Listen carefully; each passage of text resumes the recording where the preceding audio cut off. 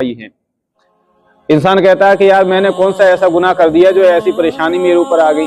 सोचने वाली बात है कि ये लफ्ज़ जब इंसान बोलता है, ये जब जुमला बोलता है, तो गौर क्यों नहीं करता कि आखिर गुनाह मैंने ऐसा कौन सा कर दिया कि पता नहीं इतनी बड़ी मेरे ऊपर परेशानी आ गई, मैं कर्जे में गिर गया, कारोबार नहीं चल रहा, परेशान हूँ मैं। अब जरा आप खुद सोचें, क्या नमाजों का तर्क करना ये गुनाह नहीं है?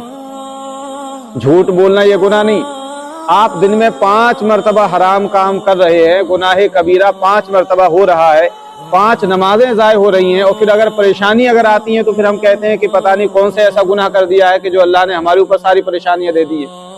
जबकि परेशानी आएगी तो सही, क्योंकि वमा असाबकुम मिन मुसीबतिन फबिमा कसबत, क्योंकि जो भी परेशानी आती है ये हमारी अपनी हाथों की कमाई है। हम नमाजें नहीं पढ़ते हैं, उसके बावजूद भी अगर कोई ये कहे कि पता नहीं मैंने कौन सा गुनाह कर दिया, सबसे बड़ा गुनाह तो यही है कि हम दिन की शुरुआत ही खुदा की नाफरमानी से करते हैं। अल्लाह